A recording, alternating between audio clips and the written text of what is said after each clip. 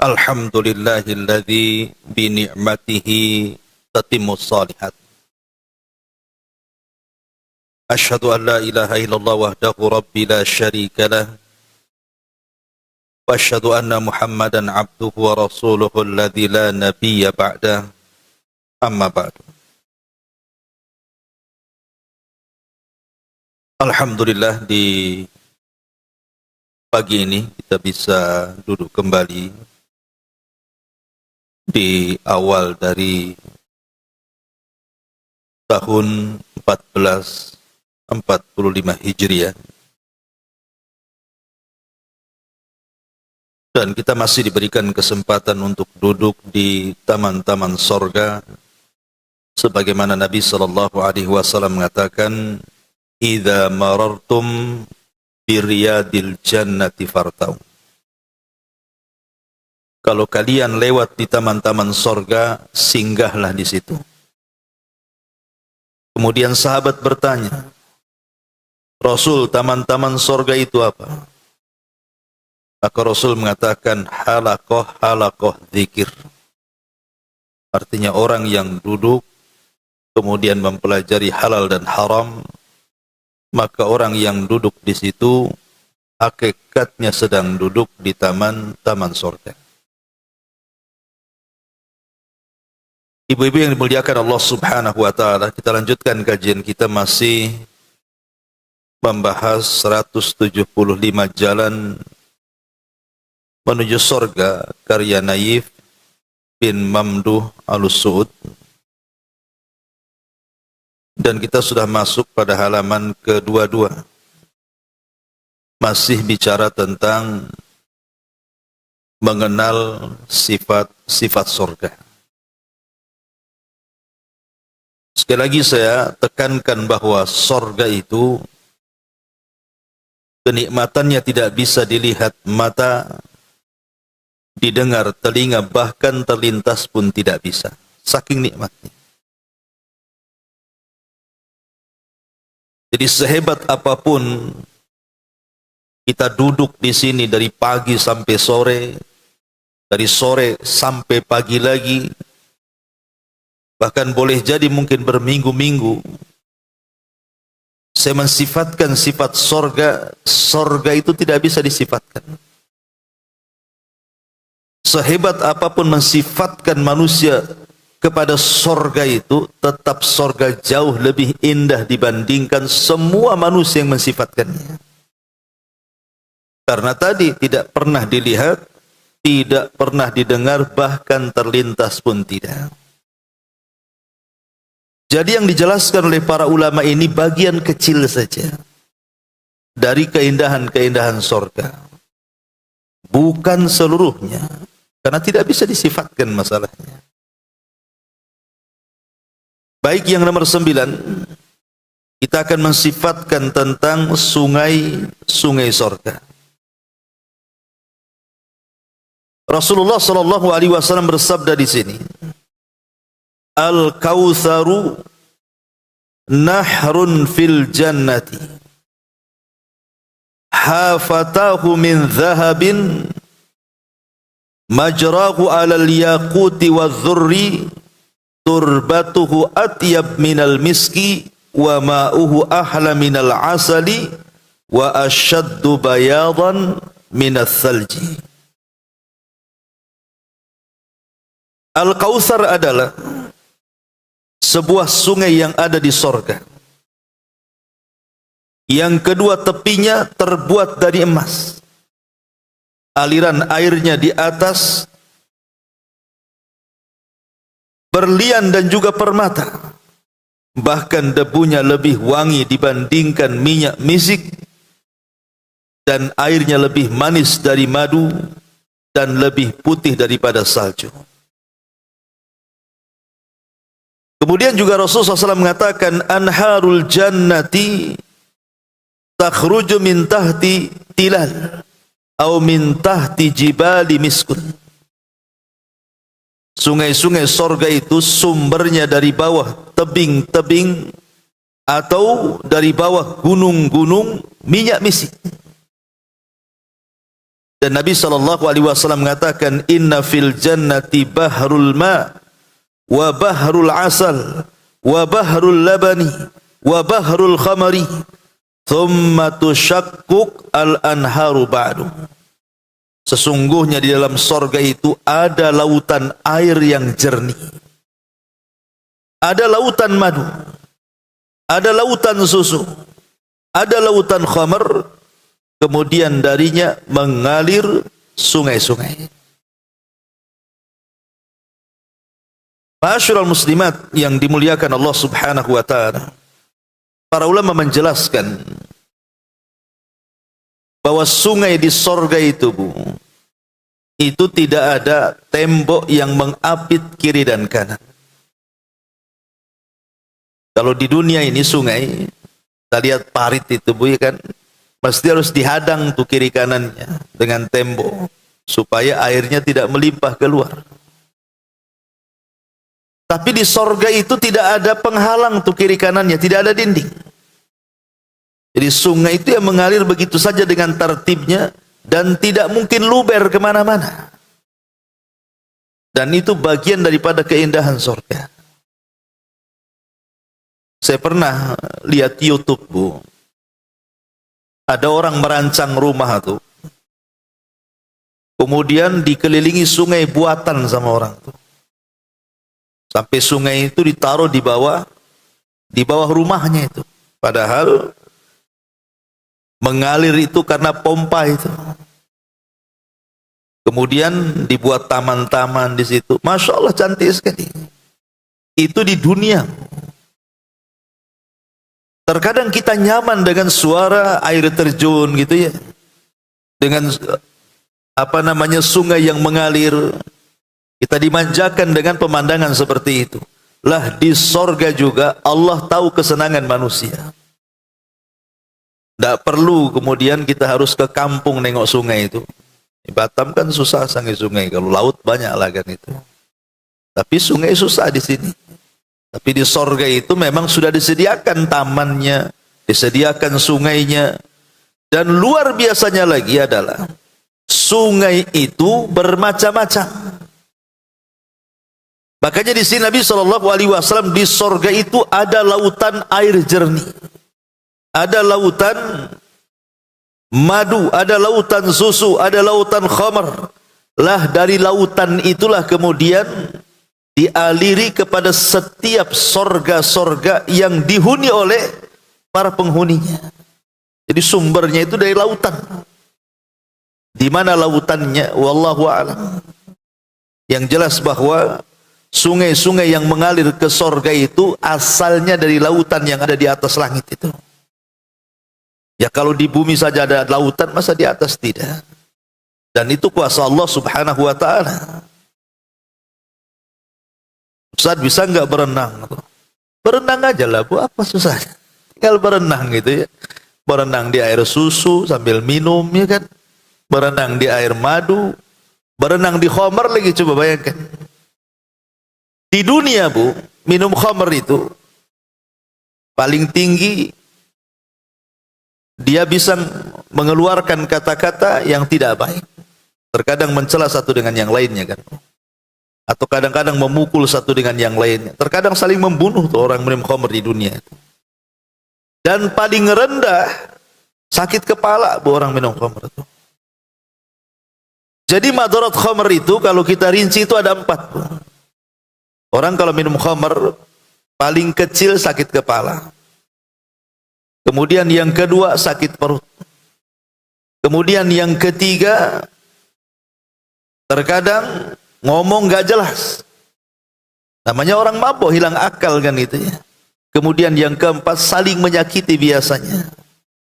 Itu khamar di dunia tuh. Tapi kalau khamar di sorga tidak.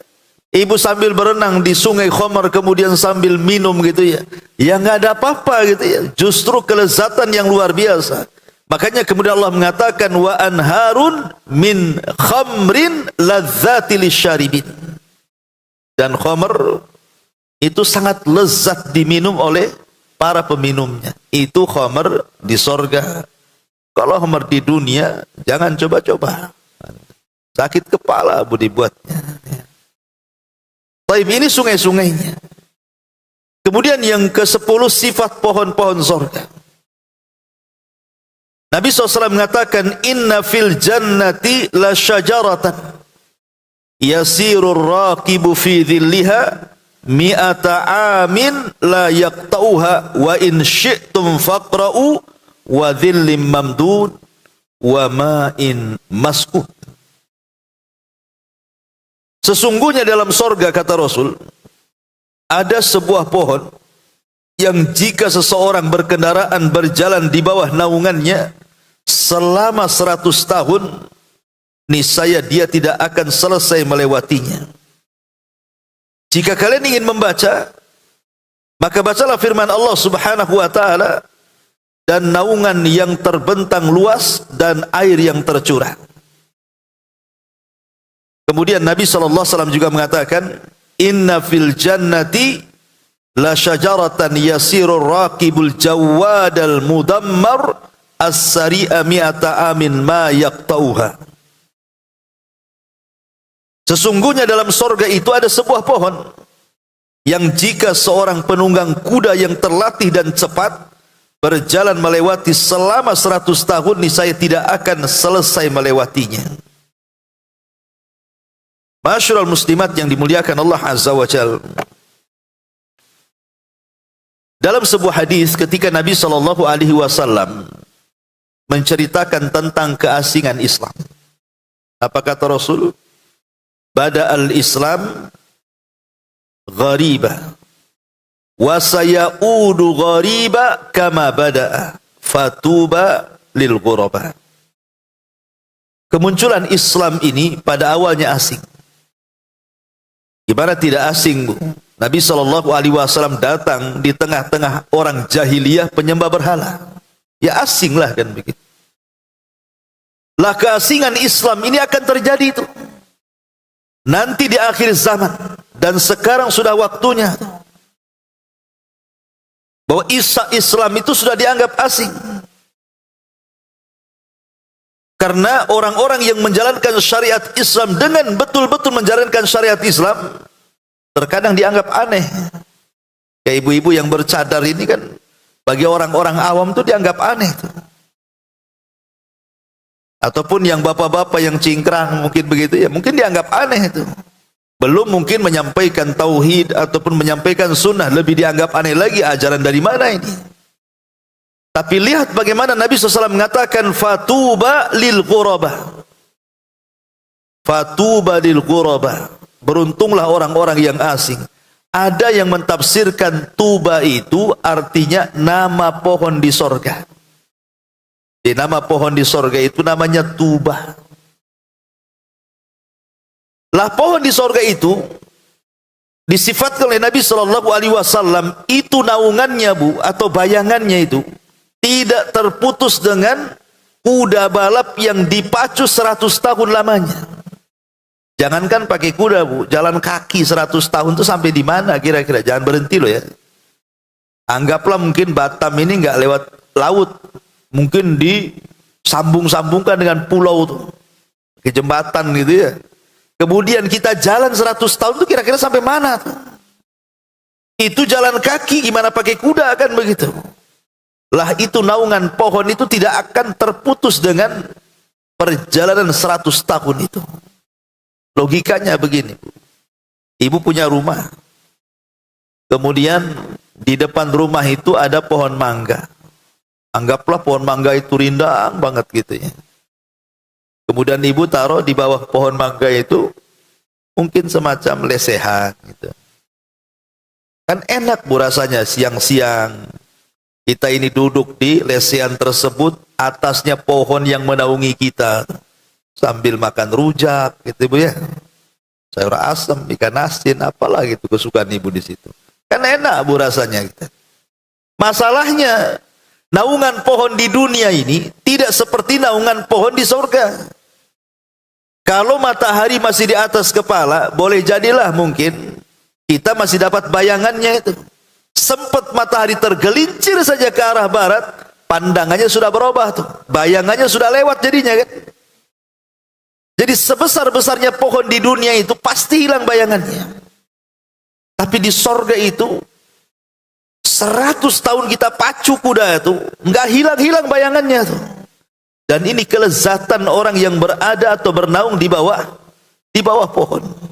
Nah, inilah kelezatan di antara sifat pohon surga. Dan pohon sorga itu bukan pohon kayak kita. Kalau kita punya pohon mangga itu, mau ngambil mangga saja harus perang tuh dengan semut merah tuh biasanya, Bu. Semut rangrang itu kan. Kalau zaman dulu saya masih ingat di desa itu. Kalau orang mau panen mangga itu, Bu, ke atas itu harus bawa abu. Abu, ya. Untuk apa itu? Saya pikir untuk apa abu? Rupanya untuk perang melawan semut di atas pohon mangga. Sampai gitu loh orang dulu itu mau panen mangga. Sampai perang dulu dengan semut gitu. Tapi pohon di sorga nggak ada semut, nggak ada binatang-binatang, nggak ada ulat, nggak ada apa-apa gitu ya. Nggak ada namanya binatang-binatang kayak kita di dunia ini, nggak ada. Memang betul-betul pohon itu bersih gitu ya. Kemudian batangnya pun bukan kayak pohon kita gitu, batangnya dari emas dan perak. Itu luar biasa, Bu, ya kan? Pohonnya saja batangnya dari emas dan perak gitu. Lah itulah keindahan sorga luar biasa. Kemudian juga yang nomor 11. Sisanya dibaca sendiri, Bu, ya. Sebab gua dibaca semua dalilnya lama. Makanan dan minuman para penduduk sorga.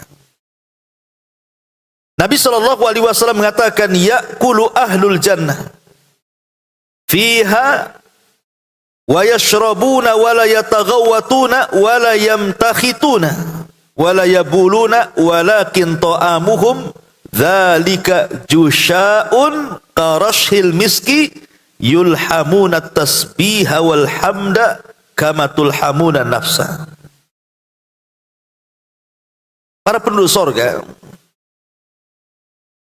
akan makan dan minum di dalamnya.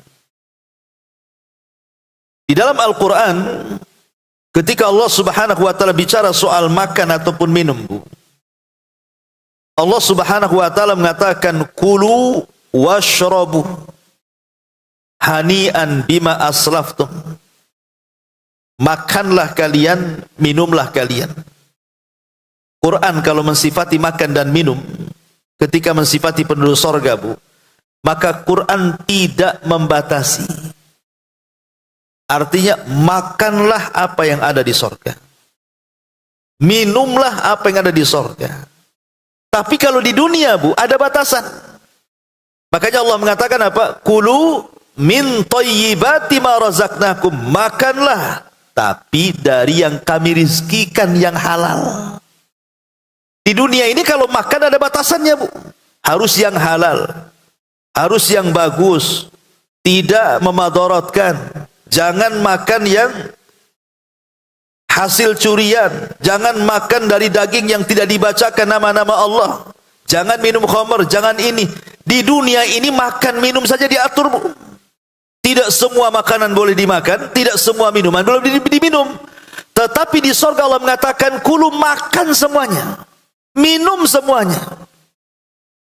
Bahkan ada sebagian ulama mengatakan, kalau di surga, Bu, kalau makan itu main telan, Bu. Kalau di dunia ini kan main kunyah dulu. Kunyah, apalagi ini kan berisiko kalau sudah tua, gigi sudah goyang, makan pula sate gitu kan. Itu kan susah, Bu. Ya, untuk melembutkannya susah, ujung-ujungnya ditelan juga kan. Jadi ada sebagian ulama mengatakan di sorga itu tidak main ngunyah, Bu, main telan aja, langsung ke akar rasanya. Gitu ya. Kita kan kalau makan ini kadang-kadang dikunyah dulu sampai lembut baru ditelan, baru terasa gitu enaknya gitu ya. Asinnya ke manisnya atau gurihnya dan begitu seterusnya. Di surga enggak. Makan kemudian langsung merasakan lezatnya. Enggak susah payah. Kita ini mau makan buah saja, kadang-kadang kayak makan buah durian, Bu. Anggaplah kita beli durian, enggak ada alat untuk pembukanya, Bu. Enggak ada alat tuh, enggak ada pisau, enggak ada apa pokoknya. Gimana cara makannya itu? Ujung-ujungnya dibanting duriannya, Bu. biar terbelah kan begitu ya. Susahnya lo mau makan di dunia ini. Itu sudah jelas-jelas barangnya depan muka tuh. Kalau ndak ada alat pembukanya pun susah juga. Kadang-kadang sudah beli di pasar tuh buah-buahan itu, sekali pas dibuka tepo semua isinya, durennya nggak ada isinya, kulitnya aja 1 kilo ibu belikan begitu ya. Itulah di dunia bu. Ya kadang-kadang makanan tidak sesuai dengan keinginan kita. Bahkan saya juga pernah bu, ya udah makanan, nampaklah gambar-gambarnya cantik banget tuh, potong hitam bu, gambarnya cantik bu. Ini pas datang asin semua makanannya bu, asin keterlaluan ini. Ini mau kawin lagi maksudnya yang masaknya mungkin itu ya. Jadi kadang-kadang ini sudah ada tuh gambarnya, kita pengen itu COD rupanya tidak sesuai dengan keinginan. Itulah makanan di dunia tuh, tidak sesuai dengan keinginan. Kadang kena tipu gitu kan, beli buah-buahan, beli jeruk, kadang-kadang sampelnya aja yang manis tuh, makan bu katanya kan, oh enak juga, udah bungkus 2 kilo, sampai di rumah kecut separuh kan. Lah itulah di dunia, tapi di surga tidak. Di surga itu semua lezat, tidak ada yang tidak lezat, dan semua makanan dimudahkan untuk dimakan, semua buah-buahan dimudahkan untuk dipetik, dan tidak susah payah ya. Makanya di sini Nabi SAW mengatakan para penduduk surga itu akan makan dan minum di dalamnya. Mereka tidak buang air besar. Tidak buang air besar. Artinya termasuk juga buang air kecil kan begitu ya. Makanya kemarin sudah saya jelaskan, adalah orang tanya itu, Ustaz di surga itu ada toilet nggak katanya kan. Ya udah ada di toilet, buang hajat aja enggak, ngapain buat toilet di surga. Toilet itu hanya ada di dunia. Jadi di surga itu hanya makan, minum saja. Kemudian cara buang hajatnya, makanya di sini kemudian Nabi SAW mengatakan, mereka tidak buang air besar, tidak beringus, tidak juga buang air kecil, bahkan makanan mereka itu akan menghasilkan sendawa yang wanginya seperti minyak wangi misik. Mereka diberikan ilham untuk bertasbih, bertahmid, sebagaimana mereka diberikan ilham untuk bernafas. Jadi cara buangnya, makan dan minum itu hanya 2 di surga. Ima dengan sendawa, atau dengan keluar keringat. Itulah cara buang hajatnya penduduk surga itu. Dan ini bagi kita mungkin aneh, tidak ada yang aneh bagi Allah Azza wa Jalla. Allah itu ala kulli syai'in qadir. Atas segala sesuatu Maha mampu. Allah bisa membuat buang air kecil dan buang air besar dengan cara seperti itu. Apa yang bisa menghalangi bagi Allah Azza wa Jalla? Allah itu qadir, mampu atas segala sesuatu. Kemudian dari Abi Umamah radhiyallahu an qala, innar rajula min ahlil jannati la yashtahi syaraba min syarabil jannati fayaji'ul ibriku fayaqa'u fi yadihi fayashrabu thumma ya'udu ila makani. Dari Abu Umamah secara marfu ia berkata, sesungguhnya salah seorang dari penduduk sorga itu, jika hendak minum dari minuman sorga, sebuah teko menghampirinya dan berada tepat di tangannya. Lalu dia pun minum, kemudian teko itu kembali ke tempatnya. Masya Allah bu. Gimana caranya? Berarti kan terbang bu. Teko itu kan terbang ya. Jadi semua berjalan untuk kita. Semua makhluk yang ada di sorga itu melayani kita bu. Melayani kita. Dan semua makhluk yang ada di sorga itu bisa bicara. Mereka mengucapkan salam kepada kita. Dan mereka bisa diperintahkan oleh kita kapanpun kita mau. Dan tanpa dibatasi waktu. Namanya ibu pengen minum, datanglah tekonya, datang gelasnya. Ingin makan, datang piringnya. Kemudian balik lagi ke tempatnya.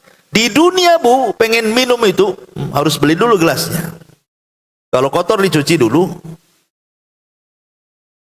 Kalau bocor ditempel. Itu ya. Nanti kalau ingin minum kopi, beli dulu kopinya.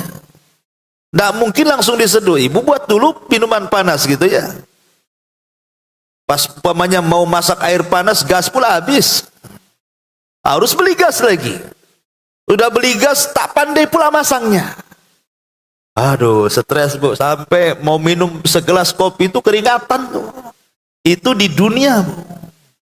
Di akhirat tidak perlu. Pengen kopi memangnya kan. Ya sudah, wedang jahe tinggal datang. Apa pula kan itu ya. Jadi itulah kelezatan di sorga. Dan hebatnya kembali ke tempatnya itu. Dari sini menunjukkan bahwa ada perkara-perkara yang memudahkan kita. Tetapi juga terkadang ada pelayan-pelayan. Pelayan-pelayan itu sebenarnya kita tidak berhajat kepada pelayan. Di sorga itu tidak perlu berhajat, karena makanan datang sendiri, minuman datang sendiri. Tapi pelayan-pelayan itu diciptakan oleh Allah Subhanahu wa taala untuk menambahkan kenikmatan kita hidup. Sebagaimana hidup di dunia, ibu umpamanya ada pembantu di rumah kan agak senang sedikit tuh. Ada yang ngepel, ada yang nyuci, ada yang bersihkan. Agak sedikit senang lah. Jadi nggak semua pekerjaan rumah tangga itu ibu urus semua kan. Lah di sorga juga sama. Sampai Allah mengatakan, wa yatufuna alaihim wildanun mukhalladun. Jadi akan keliling-keliling di sekitar kita itu para pembantu anak-anak kecil yang lucu-lucu.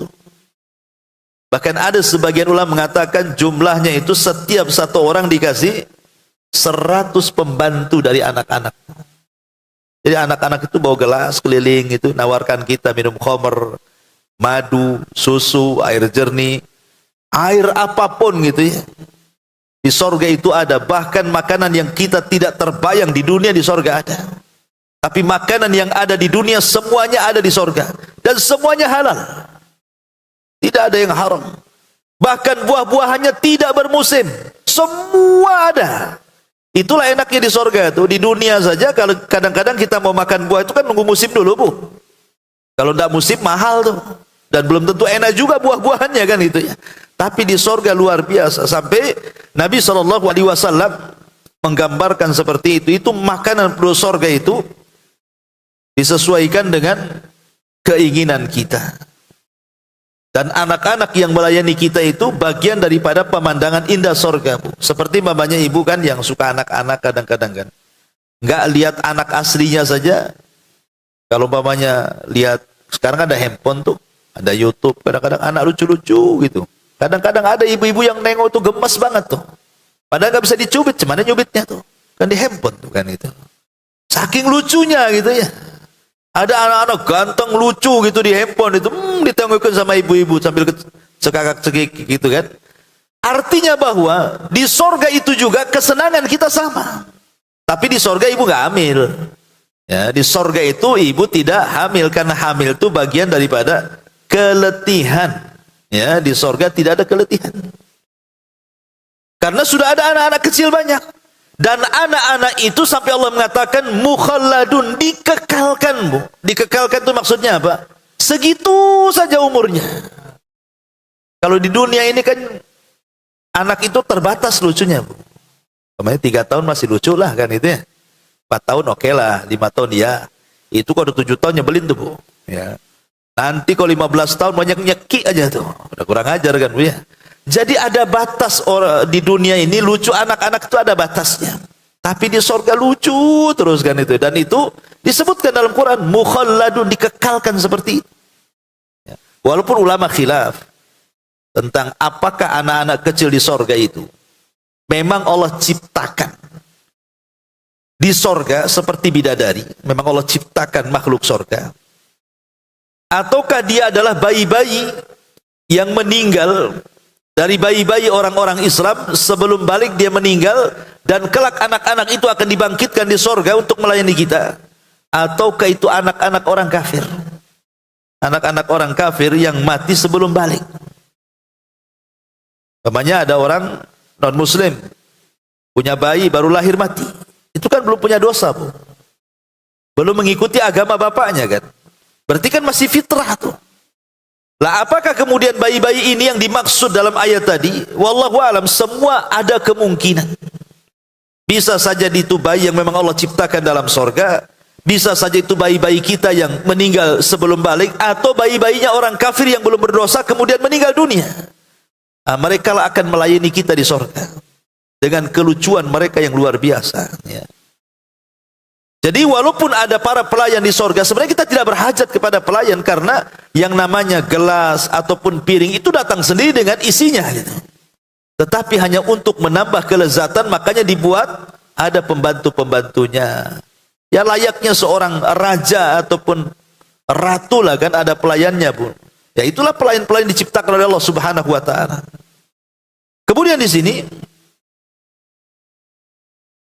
An Abi Umamah radhiyallahu anhu qala anna rajulan min ahli al-jannah la yashtahi tayra min tuyuril jannah fayaqa'u fi yadihi munfaliqan nadhaja. Dari Abi Umamah dia berkata, sungguh salah seorang dari penduduk sorga jika menginginkan seekor burung, tentu dari burung-burung sorga bu ya, bukan burung-burung dunia. Karena kalau burung dunia tidak semua bisa dimakan kan, seperti burung gagak nggak bisa dimakan karena ada cakarnya kan itu ya. Kemudian juga kanibal. Kadang yang halal betul-betul halal merpati nih, tak bisa dimakan sebab kolesterol tinggi pula katanya. Mau dimakan takut pula pinggang sakit katanya. Nggak jadi dimakan kan bu ya. Itu burung di dunia tuh. Ya jadi maksud di sini adalah burung-burung di sorga di sini. Kalau burung-burung di sorga ya tentu luar biasa rasanya. Jadi sesungguhnya salah seorang di antara penduduk sorga itu jika menginginkan seekor burung dari burung-burung sorga, maka burung itu akan berada tepat di tangannya dalam keadaan matang dan siap santap. Itu luar biasa bu ya kan. Ibu baru terlintas pengen lah pecel lele, tahu-tahu ada lele pula di tangan tuh, tinggal makan. Ya. Aduh kepengen rawon, udah ada depan kita rawonnya. Itulah begitu bu. Jadi apapun yang kita hayalkan tuh juga ada aja di depan tuh. Itulah enaknya di sorga. Ya. Walaupun sudah seenak ini di sorga, ya banyak pula yang tidak tertarik orang masuk sorga. Kenapa? Buktinya tergesa-gesa di dunia. Allah sudah katakan loh, khamr di sorga itu lezat. Enggak, masih lezat khamr di dunia. Minum khamr di dunia, tergesa-gesa dia. Allah sudah katakan tuh, macam-macam makanan enak di sorga itu semua halal. Tapi sudah tergesa-gesa kan di dunia, cari pula yang haram. Bahkan ada orang Islam itu justru buat apa namanya status itu atau buat vlog di YouTube malah makan babi pula dia kan itu. Coba bayangkan, Muslim pula dia, kan kurang ajar bukan itu. Allah sudah sediakan loh di sorga, nanti semua halal boleh, tapi tergesa-gesa di dunia pula dia makan yang haram. Itulah makanya mereka sebenarnya tidak mau masuk sorga. Makanya ketika Nabi SAW mengatakan setiap umatku pasti masuk sorga, kecuali orang yang enggan masuk sorga. Siapa yang enggan itu bodoh kali, kata para sahabat. Masa orang masuk sorga kok enggan gitu ya. Kata Rasul, man ata'ani dakhalal jannah wa man asani faqad aba. Siapapun yang taat kepadaku dipastikan masuk sorga. Siapa yang enggan dan tidak mau taat kepadaku, itulah yang enggan masuk sorga. Kemudian yang nomor 12, sifat pakaian penduduk sorga dan jubah mereka. Allah Subhanahu wa taala berfirman, ulaika lahum jannatu adnin tajri min tahtihal anhar yuhallawna fiha min asawira min dhahabin wa yalbasuna thiyaban khudran min sundusin wa istabraqin muttaqiina fiha alal araiki ni'mat thawab wa hasunat murtafaqa. Mereka itu adalah orang-orang yang bagi mereka sorga Aden mengalir sungai di bawahnya. Dalam sorga itu mereka dihiasi dengan gelang emas, dan mereka memakai pakaian hijau dari sutra halus dan sutra tebal. Sedang mereka duduk sambil bersandar di atas dipan-dipan yang indah. Itulah pahala yang sebaik-baiknya dan tempat istirahat yang indah. Coba lihat ayat ini bu. semua penduduk sorga itu difasilitasi dengan perhiasan. Semua itu, badan ibu itu dikasih perhiasan tuh. Jadi ada waktunya ibu akan diberikan perhiasan. Tidak perlu kemudian di dunia ini pamer-pamer perhiasan, habis haji pula pamer perhiasan. Nanti di sorga setiap orang itu akan diberikan perhiasan, semua lengkap bu, sak gelangnya, sak kalungnya, sak cincinnya, semua. Bahkan akan dipakaikan dari kain sutra. Ada yang mengatakan satu orang itu menggunakan kain sutra itu 70 lapis bu. 70 lapis bu. Ya ibu kan besar orangnya kan. Ibu tinggi nanti setinggi Nabi Adam kan ibu itu nanti. Ya 30 meter lah tingginya ibu. Jadi yang pendek itu tak usah sedih. Nanti akan ada masanya bu, kalau ibu masuk surga tinggi nanti. Tinggi seperti Nabi Adam. Jadi pakainya berlapis juga tuh. Jadi sampai 70 lapis tuh. Lapis pertama, nanti kedua lebih indah lagi, ketiga lebih indah, sampai 70 lapis bu. Luar biasa itu. Semua kain sutra yang indah luar biasa. Alaihim thiyabu sundusin wa khudr wa istabraq wa kullu asawira min fiddatin wa saqahum rabbuhum syaraban tahura. Mereka memakai pakaian sutra halus yang berwarna hijau dan sutra tebal, dan dipakaikan kepada mereka gelang terbuat dari perak-perak, dan Rabb memberikan kepada mereka minuman yang sangat-sangat bersih. Jadi sifat pakaiannya, semua pakaian di sorga itu sutra. Sementara sutra di dunia ini kan mahal, mahal sekali kain sutra itu kan. Itu pun kadang-kadang enggak asli gitu ya. Sarung sutra, rupanya enggak dari sutra, mereknya aja sutra. Ya karena memang mahal ya sutra kan. Baik, kemudian yang nomor 13, sifat ranjang-ranjang penduduk sorga dan dipan-dipannya. An Ibni Mas'udin radhiyallahu anhu fi tafsiri qaulihi radhiyallahu an wa batainuha min istabrakin qala laqad akhbartum bil bataini fa kaifa bil dhahair. Dari Ibnu Mas'ud dalam mentafsirkan firman Allah, batainuha min istibrak, permadani yang bagian dalamnya dari sutra. Dia berkata, kalian telah dihabarkan tentang bagian dalamnya, bagaimana dengan bagian luarnya? Maka Allah mengatakan, ala sururin maudunatin muttaqiina 'alaiha mutaqabilin. Mereka berada di atas dipan-dipan yang bertahta emas dan juga permata, seraya bertelekan di atasnya dan saling berhadap-hadapan. Dan Allah mengatakan, muttaqiina fiha 'alal araik la yarawna fiha syamsan wala zamharira. Di dalamnya mereka duduk bertelekan di atas dipan, mereka tidak merasakan di dalamnya teriknya matahari dan tidak pula dingin yang sangat. Fiha sururun marfu'ah, di dalamnya ada tahta-tahta yang ditinggikan. Ada sebagian ulama mengatakan, jadi ketika Allah Subhanahu wa taala berfirman fiha sururun marfu'ah, di dalamnya ada tahta-tahta yang ditinggikan, maksudnya kasur-kasur yang ditinggikan. Orang-orang jahiliyah itu, orang-orang kafir jahiliyah itu, mereka kan mengingkari adanya kebangkitan setelah kematian. Jadi nggak ada kebangkitan setelah kematian itu. Akhirnya kemudian sebagian tokoh mereka mengejek Nabi sallallahu alaihi wasallam, mengatakan, ketika Nabi SAW mengatakan bahwa tingginya divan itu kan ada yang mengatakan 30 hasta. Berarti kalau 30 hasta kalau dibagi dua kan 15 meter berarti kan tinggi dipannya itu. Kalau buat spring bed itu ketebalannya itu 15 meter. Nah, itu kan empuk sekali bukan itu. 15 meter. Jadi orang musyrik ini mengatakan, apalah si Muhammad menghayal katanya. Ini kalau dipan tempat tidur ini 15 meter, cemana naiknya, naik tangga lah kita katanya. Begitu Bu ya. Dia tidak sadar bahwa dia nanti kalau masuk surga gitu ya, kan badan dia ditinggikan juga. Badan kita lo ditinggikan 30 meter.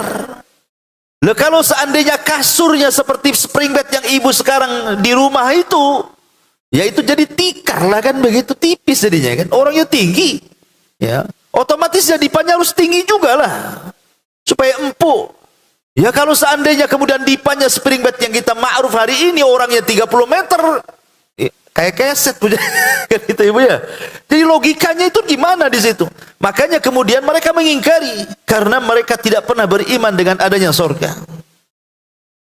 Lah dipan-dipan atau ranjang-ranjang penuh sorga itu macam-macam, ada yang untuk tidur, ada yang memang untuk bersantai-santai di luar, dan Allah yang mengatakan walaupun untuk santai-santai di luar itu, lesehan-lesehan tiduran di luar itu, mereka tidak akan disentuh matahari. Bahkan tidak akan disentuh hawa dingin. Ya, karena cahaya di sorga itu tidak ada matahari.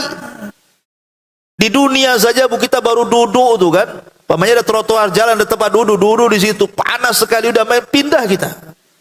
Jangankan itu, kita dulu di warung saja lagi makan gitu ya, tiba-tiba saya matahari ke arah kita, kita mau geser tuh. Itu di dunia tuh, lagi enak-enak makan, tahu-tahu kepanasan. Di sorga nggak ada seperti itu. Makanya Allah mengatakan la yarawna fiha syamsan wala zamharira.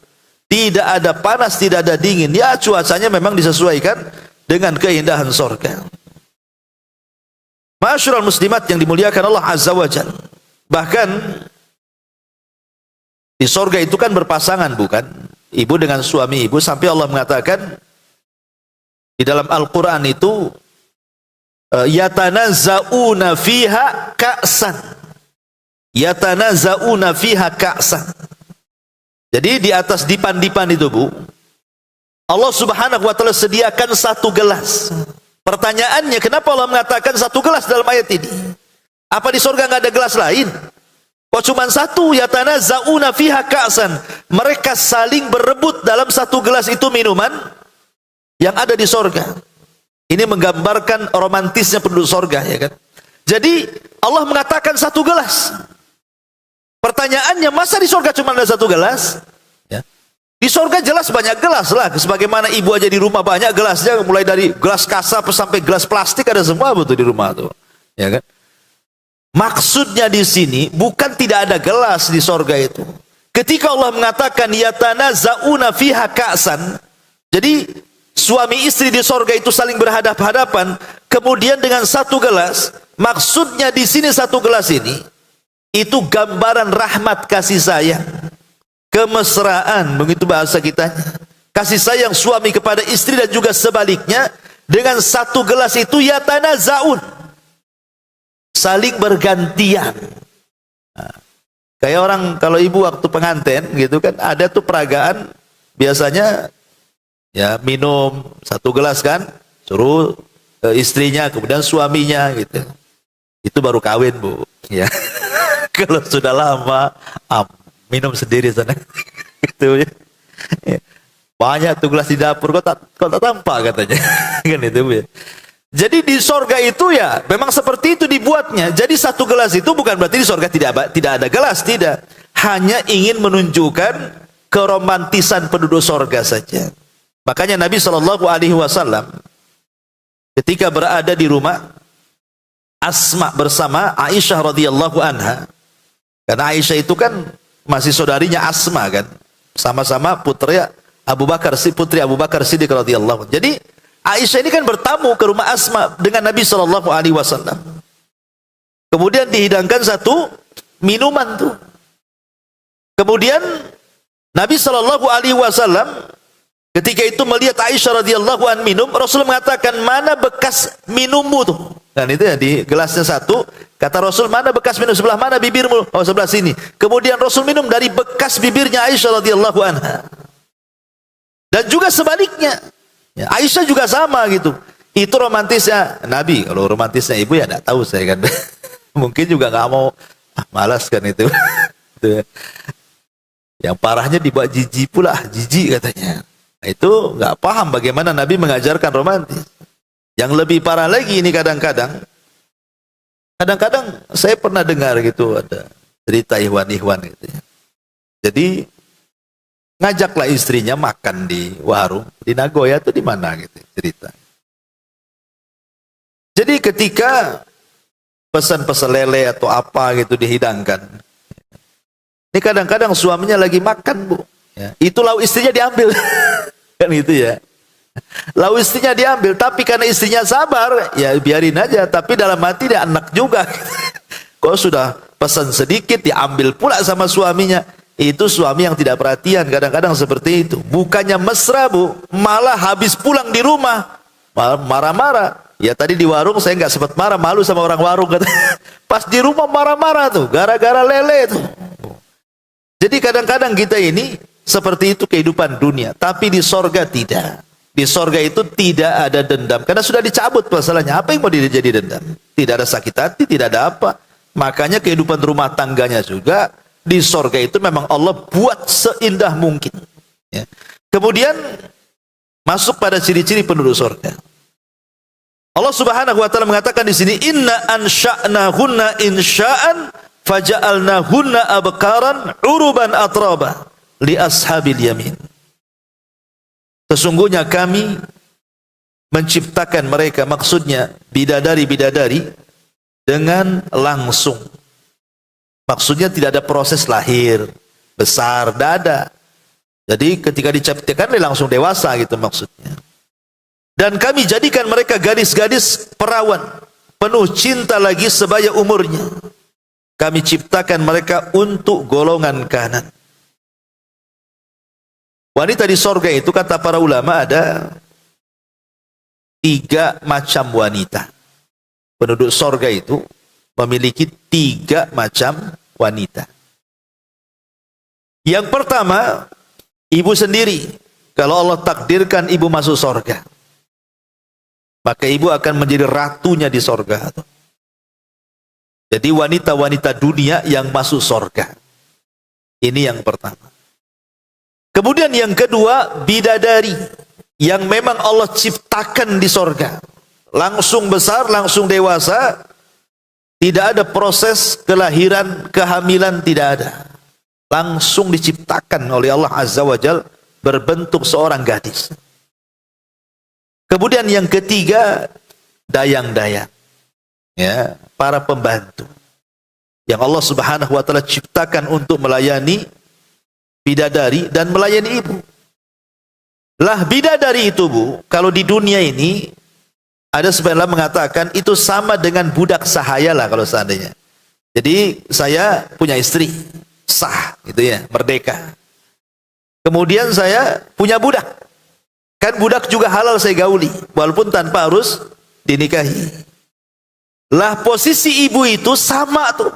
Jadi ibu itu jadi ratunya, ya bidadari itu semacam budaknya lah kalau di dunia itu. Halal bagi suaminya, tapi tetap suami itu pasti akan cenderung kepada wanita-wanita dunia yang masuk ke dalam sorga dibandingkan bidadari yang ada di sorga itu sendiri. Makanya ketika Ummu Salamah ini kan salah satu istri Nabi SAW ditinggal meninggal oleh suaminya Abu Salamah. Lah padahal Abu Salamah itu suami yang paling dicintai Ummu Salamah, sampai banyak para sahabat, Bu, ketika meninggal Abu Salamah, kemudian masa idahnya sudah selesai, dilamar banyak para sahabat, ditolak semuanya. Padahal yang melamar itu udah ganteng-ganteng, kaya-kaya, pinter-pinter, Bu, ditolak semuanya sama Ummu Salamah tuh, Bu. Kenapa? Karena bagi dia tidak ada laki-laki yang lebih dicintai daripada Abu Salamah. Itu cinta mati tuh Ummu Salamah. Kalau ibu kan cinta hidup gitu ya. Suami mati, kawin lagi lah kan. Kan itu. Jadi ketika Nabi SAW melamar Ummu Salamah, kan tidak mungkin Ummu Salamah mengatakan Abu Salamah lebih baik daripada Nabi, mustahil. Ya, Nabi lebih baik daripada Abu Salamah. Tapi karena Ummu Salamah ini ingin menolak halus gitu ya, makanya dia cari alasan, Rasul, saya ini anaknya banyak, kecil-kecil. Yang kedua, saya ini sudah tua. Yang ketiga ini saya wanita pecemburu. Mau kamu dengan saya? Katanya Ummu Salamah. Kata Rasul, ya tidak masalah. Anak-anakmu, anak-anakku juga. Kau sudah tua, aku juga sudah tua. Adapun pencemburumu, aku berdoa semoga Allah hilangkan. Ya. Kemudian menikahlah Rasul dengan Ummu Salamah. Lah satu hari Ummu Salamah ini menanyakan kepada Nabi SAW soal wanita-wanita sorga. Beberapa soalan. Salah satunya adalah, Rasul, bagaimana dengan Al-Quran hampir secara keseluruhan itu menceritakan tentang bidadari dan keindahannya. Di mana wanita-wanita dunia yang masuk sorga? Ini satu soalannya. Yang kedua soalannya adalah wanita-wanita yang ditinggal mati suaminya. Namanya dia nikah 2-3 kali, meninggal semua suaminya. Kemudian ketika masuk sorga dan para suaminya juga masuk sorga, wanita ini mengambil suami yang mana? Yang pertamakah, yang keduakah, atau yang ketigakah? Ya, itu pertanyaan Ummu Salamah kepada Nabi SAW. Maka Rasul menjawab, ya, adapun wanita-wanita dunia yang masuk sorga, maka kondisi mereka jauh lebih indah dibandingkan bidadari yang ada di sorga. Kenapa demikian? Karena wanita-wanita dunia yang masuk sorga itu mereka lelah letih masuk sorga itu karena ibadah mereka, karena solat mereka, sedekah mereka, puasa mereka, dan baca Quran, zikir, dan macam-macam ibadah. Akhirnya dengan kelelahan itulah wanita itu masuk sorga. Otomatis dia lebih baik dibandingkan bidadari, karena bidadari itu masuk sorga memang diciptakan di sorga, tanpa lelah letih harus masuk sorga. Adapun kalau seandainya wanita ini menikah nih, kemudian suaminya meninggal, kemudian menikah lagi dengan suami kedua, meninggal lagi, kemudian menikah lagi dengan suami ketiga, meninggal lagi. Nah suami yang keempat nggak mau, takut meninggal dia. Nggak mau lah, itu udah 3 kali kawin mati semua tuh 3-tiganya. Nanti saya pula sasarannya gitu. Jadi akhirnya Allah takdirkan istrinya pula meninggal, karena di zaman Rasul ada namanya Atikah. Di zaman Rasul, di zaman sahabat itu ada namanya Atikah. Atikah itu menikah 3 kali. Dan semuanya meninggal. Ya, semuanya meninggal. Ketika ada yang keempatnya melamar, Atikah tidak mau, takut meninggal lagi. Enggak usah lah, nanti meninggal lagi kamu, katanya. Kan itu ya. Ada di zaman Rasul itu namanya Atikah. Yang menikah 3 kali dan 3-tiganya meninggal suaminya. Lah maksudnya Ummu Salamah ini, kenapa dia bertanya seperti itu coba? Karena Ummu Salamah itu kan cinta dengan suaminya. Tetapi di lain sisi dia sudah menjadi istri Nabi yang lebih baik dibandingkan suaminya. Makanya dia tanya kepada Rasul kan, Rasul gimana nih? Ada orang yang menikah dengan suami pertama meninggal, menikah lagi suami kedua meninggal, menikah lagi suami ketiga meninggal, kemudian semuanya masuk surga. Nih istri ini milih suami yang mana nih? Seolah-olah dia bertanya untuk dirinya sebenarnya, karena dia cinta dengan Abu Salamah, tapi satu sisi Nabi lebih mulia dibandingkan Abu Salamah dan sudah menjadi suaminya. Maka Nabi SAW mengatakan, wanita itu tidak mengatakan Abu Salamah. Ummu Salamah kan menghikayatkan dengan sebuah cerita. Kata Nabi SAW, wanita itu akan menikah dengan suami yang terakhir dinikahinya. Ya, kata Rasul, wanita itu akan menikah di sorga dengan suami yang terakhir dinikahinya. Makanya kenapa istri Utsman bin Affan radhiyallahu anhu, saat Utsman dibantai dengan cara sadis gitu ya, sampai kemudian istrinya kan mau melindungi, akhirnya ditebas sampai jarinya putus, istrinya Utsman itu. Dan Utsman meninggal dengan cara sadis. Kemudian jari-jarinya itu sampai dikirim ke Syam, ke Muawiyah ibn Abi Sufyan, biar tahu bagaimana sadisnya para pembunuh Utsman itu. Makanya Muawiyah tidak terima kan dengan kematian Utsman. Tetapi karena Muawiyah ingin berbuat baik kepada Utsman, dia lamar istrinya tuh, jandanya itu. Tapi istrinya Utsman tidak mau. Alasannya apa? Dia ingin bersama Utsman di sorga. Karena Rasulullah SAW mengatakan bahwa seseorang istri itu akan bersama suami yang terakhir yang dinikahinya. Makanya dia tidak mau nikah lagi. Ya. Tetapi ada juga yang berpendapat, kata Syekh Utsaimin rahimahullahu ta'ala, ya tentu konteksnya di luar istri si Nabi kan begitu ya. Jadi kalau seandainya seorang wanita itu menikah 2-3 kali dengan seorang suami, maka kemudian meninggal semua dan sama-sama semua masuk surga, kata beliau, selain daripada pendapat yang tadi, ada juga pendapat yang lain bahwa dia memilih mana suami yang paling soleh ketika di dunia. Ya, mana suami yang paling baik, yang paling soleh ketika di dunia, maka itulah pilihan dia di surga. Wallahu a'lam. Ya, ini kan ijtihad para ulama. Nah, di sini Allah Subhanahu wa taala menceritakan tentang ciri-ciri wanita penduduk surga. Inna ansha'nahunna insha'an faja'alnahunna abkaran uruban atraba li ashabil yamin. Ayat ini, Bu, ada asbab nuzulnya. Jadi ada seorang nenek. Nenek sudah tua, sudah renta. Datang pula kepada Nabi.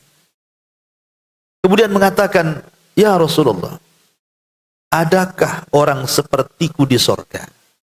Nenek ini mengatakan, "Ada enggak orang sepertiku di sorga?" Maka Rasul mengatakan, "Nek, di sorga itu tidak ada nenek-nenek. Nek, di sorga itu tidak ada nenek-nenek."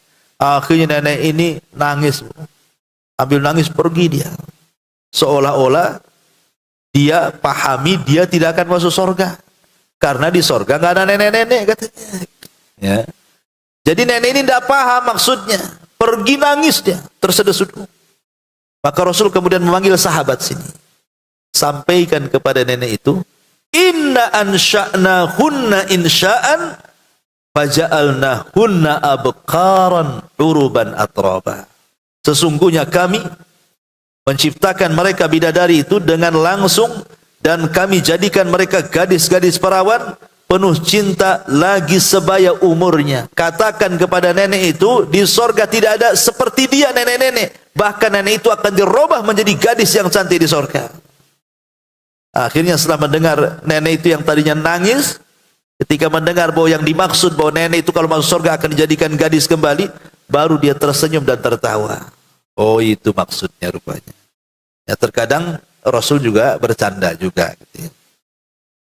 Kemudian Rasul SAW mengatakan, "Lau anna imra'atan min nisa'i ahlil jannati ittala'at ilal ardi, la'adha'at ma bainahuma, wa la mala'at ma bainahuma rihan, wa la nasifuha ala ra'siha ya'ni al-khimar, khairun minad dunya wa ma fiha." Jika seorang wanita dari penduduk sorga nampak ke bumi, niscaya dia akan menyinari dan akan memenuhi wangian antar keduanya. Sungguh penutup kepalanya, yaitu kerudungnya, lebih baik daripada dunia dan seisinya. Subhanallah, Bu ya. Satu saja bidadari turun ke bumi, itu wanginya, Bu, dari awal terbit matahari sampai terbenamnya tuh. Wanginya tuh. Jadi dari sini menunjukkan bahwa sifat bidadari itu wangi mereka, Bu. Ya tentu untuk suami-suami mereka. Ya ibu juga nggak masalah kalau wangi-wangi, tapi untuk suami. Jangan pula ngaji pula satu jerigen dikasih wangi-wangian, Bu. Nah, ini kan sudah menyalahi aturan, karena sifat penduduk sorga bidadarinya itu memang melayani pasangan-pasangan mereka saja. Ya. Karena kebanyakan orang-orang awam kalau saya lihat tuh seperti itu. Kalau lagi ke kondangan kawin, Masya Allah gitu ya, cantik-cantik gitu. Sampai dari sandalnya pun dipilih. Dipilih itu sandalnya. Ya. Nggak sembarang, nggak mau pakai sandal jepit itu. Kan bermerek kalau ya. Tasnya pun nggak mau yang palsu, mau yang asli. Pakaiannya semua gitu ya, sampai ke dandanan-dandanannya luar biasa. Tapi kalau sudah pulang sama suaminya udah nggak lagi, itu dicopot semuanya. Balik pakai daster dapur lagi. Subhanallah ya kan. Sudah bau balsam lagi kan. Ya, jadi kadang-kadang tidak bisa membedakan harusnya dia diberikan kepada siapa, malah diberikan kepada siapa pula. Karena ini penduduk sorga diceritakan, kalau seandainya wanita penduduk sorga itu turun ke bumi, itu cahayanya, maksud cahayanya itu keindahannya. Saking indahnya, ini kan Rasul ingin membayangkan gitu, indah sekali penduduk sorga itu. Bidadarinya itu sangat indah, sampai cahayanya memenuhi ufuk. Dan wanginya itu dari mulai ujung barat ke timur, selatan dan ke utara gitu. Satu bumi memenuhi bumi, harum dan keindahannya. Itu satu bidadari itu yang muncul ke bumi itu. Kemudian wala nasifuha ala ra'siha, menunjukkan bahwa di sorga juga para bidadari itu menutup kepala dengan kerudung, dengan jilbab. Berarti di ahli sorga juga pakai jilbab. Padahal kan di sorga halal-halal saja, Bu, ya. Nggak pakai jilbab pun nggak berdosa. Kalau di dunia jangan, ya kan, harus pakai jilbab. Kalau enggak, buka aurat berdosa. Tapi tetap di sorga itu juga pakai jilbab. Kenapa? Menunjukkan bahwa jilbab itu bagian daripada keindahan sorga. Keindahan wanita-wanita sorga menggunakan jilbab. Karena di sini dikatakan, dan penutup kepalanya, menunjukkan wanita-wanita di sorga itu ditutup kepalanya. Yaitu kerudungnya lebih baik daripada dunia dan seisinya. Kan luar biasa. Ya. Kemudian Imam Al-Mundhiri dalam kitabnya At-Targhib wa Tarhib, nasib penutup kepala adalah khimar, kerudung, ya kan? Berarti penutup surga pakai kerudung. Kemudian juga yang terakhir di sini yang 15 ya. Apa masih lama kita? Oke, satu lagi, nyanyian para bidadari di sorga dan musik mereka. Rasul mengatakan, inna azwaja ahlil jannah la yaghnina azwajahunna bi ahsani aswatin ma sami'aha ahadun qat. Inna mimma yaghnina bihi nahnul khairatul hisan azwaju qaumi kiramin yang dhurna bi qurrati a'yanin wa inna mimma yughnina bihi nahnul khalidatu fala yamutnahu nahnul aminatu fala yakhfahnahu nahnul mukimatu fala yadhanahu. Sesungguhnya istri-istri para penduduk sorga itu akan bernyanyi untuk suami-suami mereka dengan suara yang sangat merdu, yang tidak pernah didengar oleh seorang pun. Sesungguhnya di antara bait-bait syair mereka adalah, kami adalah wanita-wanita cantik jelita, kami adalah istri-istri kaum yang mulia, yang melihat dengan bola mata yang sangat indah. Kemudian juga di antara bait-bait syairnya adalah, kami adalah wanita-wanita yang kekal abadi, yang tidak akan mati. Kami adalah wanita-wanita yang merasa aman, yang tidak akan merasa takut. Kami adalah wanita-wanita yang menetap, yang tidak akan berpindah tempat. Subhanallah, dia Rasul mengatakan, sungguh istri-istri penduduk sorga itu akan bernyanyi untuk suami-suami mereka dengan suara merdu. Jadi ibu gak perlu sedih kalau sekarang punya suara grebek, bukan? Ya, nyanyi sendiri di kamar mandi. Ibu sendiri yang dengar, yang nyanyi gak mau tuh, gak mau dengar suara sendiri kan? Ya. Tapi di sorga semua gitu jadi artis. Kalau di dunia kan artis-artis tertentu saja yang punya nikmat diberikan suara, itu pun tidak disyukuri. Harusnya kalau Allah berikan nikmat suara yang indah kan baca Quran, ya, gunakan baca Quran. Ini enggak untuk nyanyi gitu ya. Akhirnya kemudian Qurannya dihilangkan, nyanyinya pula ditonjolkan. Lah di sorga itu semua ibu akan jadi penyanyi dan memiliki suara indah. Tidak perlu ada belajar lagi, memang di sorga sudah Allah bentuk seperti itu. Kemudian dijelaskan di sini, suara yang merdu itu tidak pernah didengar lagi kemerduannya, saking merdunya. Kadang-kadang dulu mungkin sebagian kita yang masih belum hijrah, mungkin masih awam kan, kadang-kadang tidur itu kalau nggak dengar musik nggak tidur tuh. Ya, dulu masih ingat saya di muda lah, sekarang masih muda juga. Lu masih anak-anak tuh, masih SMP itu suka tuh dengar apa itu instrumen kitaro tuh, sampai tidur aja dulu tuh kan. Itu kadang-kadang orang biar nyenyak tidur itu sampai kemudian dikasih lantunan-lantunan instrumen lagu kan, Bu, seperti itu. Artinya Allah itu tahu kesukaan manusia seperti apa. Ada orang-orang tidak bisa tidur kecuali dengar lagu. Lah di sorga itu Allah subhanahu wa ta'ala akan buat juga seperti itu, tapi lebih indah lagi, lebih merdu lagi, ya. Dan itu hanya diberikan kepada pasangan-pasangannya saja. Dan itu bagian daripada keindahan sorga. Adapun kata-kata seperti ini kan bagian daripada bait-bait syair gitu ya. Wallahu alam. Kemudian an Abi Hurairah radhiyallahu anhu qala inna fil jannati nahran tulal jannah hafatahul al-adhari qiyamun mutaqabilatun yaghnina bi ahsani aswatin yasmauha al-khalaiqu hatta ma yarawna anna fil jannati ladzatun misluha qulna ya Aba Hurairah wa ma dzakal ghina qala insyaallah at-tasbiha wat tahmida wat taqdisa wa thanaa ala rabb. Dari Abu Hurairah radhiyallahu anhu secara marfu, dia berkata, sesungguhnya di dalam sorga itu ada sebuah sungai sepanjang sorga. Kemudian tepinya adalah gadis-gadis belia yang berdiri saling berhadap-hadapan. Mereka bernyanyi dengan suara yang sangat merdu yang didengar oleh seluruh makhluk, hingga mereka tidak mengira bahwa di surga ada kenikmatan yang sama dengannya. Kami bertanya, wahai Abu Hurairah, apakah nyanyian itu?